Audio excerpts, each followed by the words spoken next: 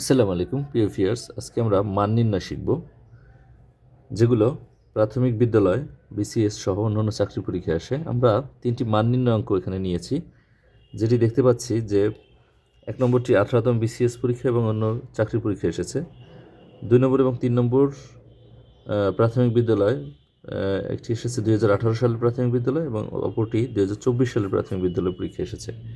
আমরা সমাধান করি প্রশ্ন 1, যেটি 18তম বিসিএস পরীক্ষা এসেছে। এখানে দেওয়া আছে যে x plus 5y equal to 16 এবং আরেকটা মান দেওয়া আছে এক্স ইকুয়াল টু 3y। এখান থেকে y এর মান নির্ণয় করতে হবে। y এর মান নির্ণয় করতে হলে আমরা এই x এর মান 3y এটা আমরা এই প্রথম সমীকরণে বসাই দেব, অর্থাৎ এখানে x এর পরিবর্তে আমরা 3y বসিয়ে দিব। 3y plus 5y equal to 16। এখানে 3y এবং 5y যোগ করলে 8y equal to 16, y equal to 16কে 8 দিয়ে ভাগ করলে 2 হবে। উত্তর হবে ঘ 2। সমাধান করব প্রশ্ন 2, যেটি প্রাথমিক বিদ্যালয় 2024 সালের পরীক্ষা এসেছে।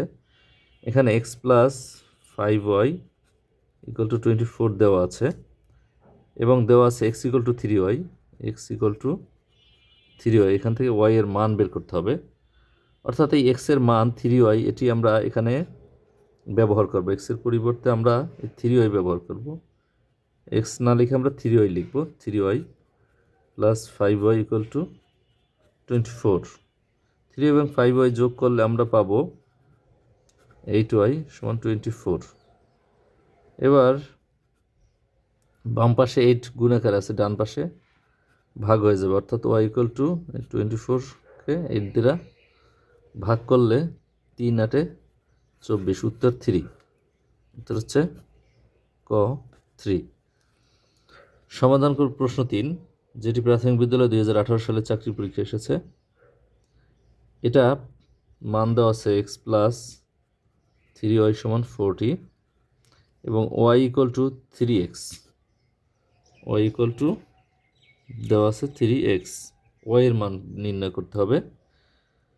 তাহলে আমরা এখানে x ইকুয়াল টু লিখতে পারি 40, বাম পাশে 3y যোগ আকারে আছে, ডান পাশে বিয়োগ হয়ে যাবে, অর্থাৎ x ইকুয়াল টু পেলাম আমরা 40 মাইনাস 3y। এখন আমরা দ্বিতীয় সমীকরণ y ইকুয়াল টু 3x এটা লিখে নিলাম সমীকরণটি।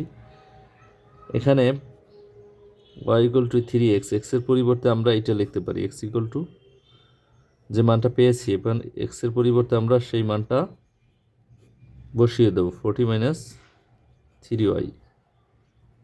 আমরা লিখব y ইকুয়াল টু 3 দিয়ে 40 গুণ করলে 120 বিয়োগ 3 3 9y। তাহলে এই ডান পাশের বিয়োগ 9y বাম পাশে আসলে যোগ আকারে হবে, সমান 120 equal to 10y equal to 120। এটা কাটাকাটি করলে 120কে 10 দিয়ে কাটলে 12 হবে। উত্তর হবে ক 12। ভিউয়ার্স, ভিডিওটি ভালো লাগলে লাইক করবে এবং শেয়ার করব। সবাইকে ধন্যবাদ।